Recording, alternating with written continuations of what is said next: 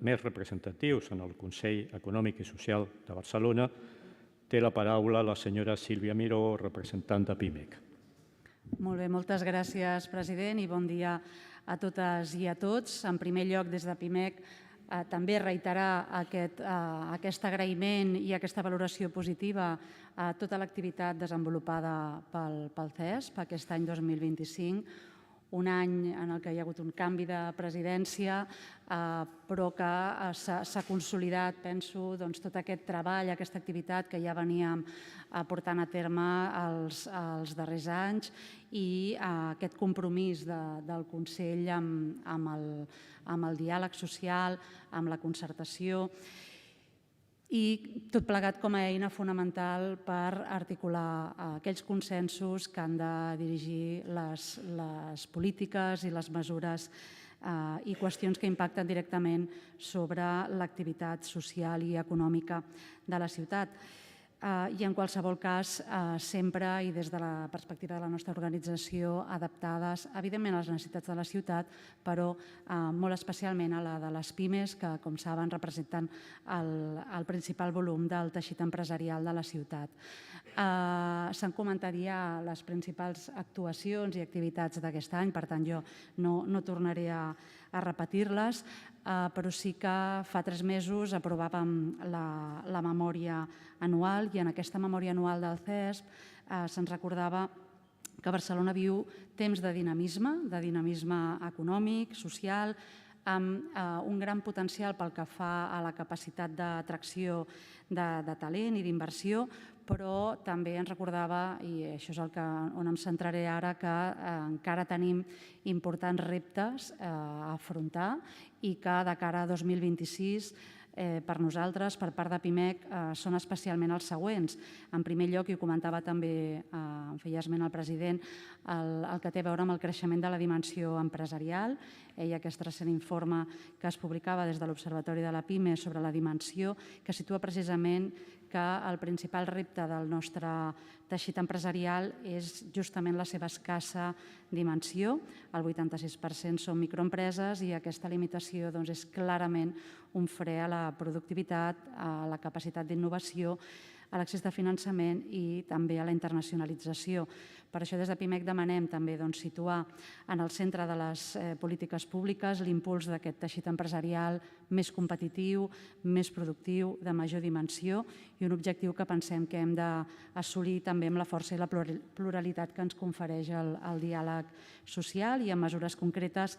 com l'accés preferent a la compra pública, a la col·laboració público-privada, la simplificació administrativa i, en qualsevol cas, mesures de suport a l'activitat econòmica a la ciutat. També es parlava d'aquestes transicions en les que ens trobem immersos, especialment la verda i la digital, que suposen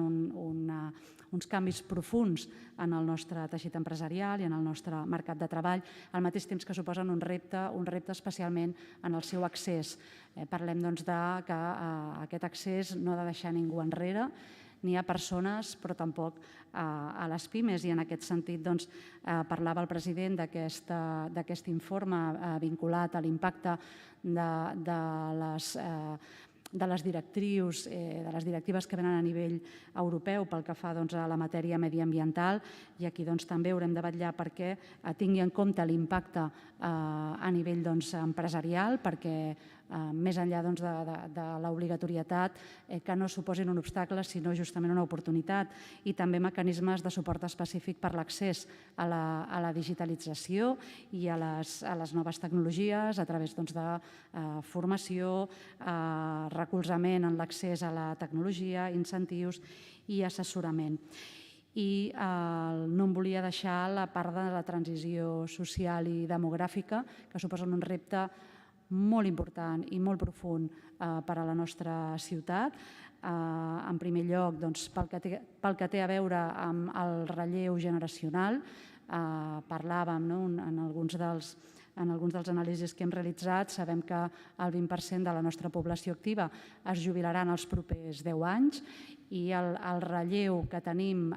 si continuem amb la mateixa incorporació a nivell de població activa de les persones joves, ara mateix tindríem que de cada 10 persones que sortiran del mercat de treball se n'incorporen només 4 de mitjà i en alguns sectors,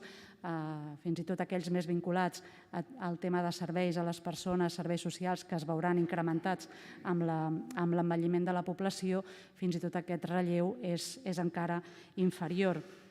A aquest relleu generacional, a més, se li suma la successió empresarial. De la mateixa manera que parlàvem de les persones treballadores, també en el cas de les persones autònomes, empresaris i empresàries, ens trobem en la mateixa situació. De fet, a la ciutat, una quarta part d'empresaris i autònoms tenen una edat entre 56 i 64 anys i, per tant, també és un desafiament imminent. Necessitarem aquí també programes de suport per evitar aquesta pèrdua d'activitat i de llocs de treball que es generen. I també tot el que té a veure amb fluxos migratoris, que hem analitzat també a través de l'estudi, de l'informe que es va realitzar en el CESP, i en aquest estudi hem pogut veure quina és la important aportació que suposa aquesta immigració en el nostre teixit empresarial, en el nostre mercat de treball. Tenim, ara mateix, és el sostén del creixement de la nostra població activa, per tant, de la nostra força laboral, però també anem veient com van regentant aquesta successió empresarial, van regentant aquests comerços, aquests establiments que també van traspassant-se i, per tant, estan suposant una important contribució per al nostre teixit empresarial. I, sobretot, també alineat amb això que us venia comentant, el reforçar les polítiques actives d'ocupació, focalitzades i orientades a una millor alineació entre l'oferta i la demanda, però també de suport a l'empresa, per tant, per tal d'afrontar el principal repte que per nosaltres, per PIMEC, és el de la integració laboral. Pensem que el treball és la millor política social i és element també de cohesió per tots aquests reptes que els he comentat, especialment en col·lectius amb major dificultat d'accés al mercat de treball i per cobrir aquelles vacants que estan tenint major dificultat també de cobertura a la nostra ciutat. En definitiva, el nostre desig pel 2026 és que la ciutat doni un pas endavant per garantir que cap PIME ni cap persona quedi enrere en aquestes grans transicions que afrontem i reafirmem el nostre compromís des de PIMEC per continuar assolint els grans consensos que necessitarem. Moltes gràcies.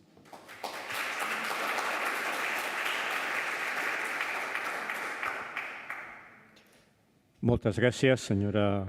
Sílvia Miró, representant de PIMEC. I com he dit anteriorment, des del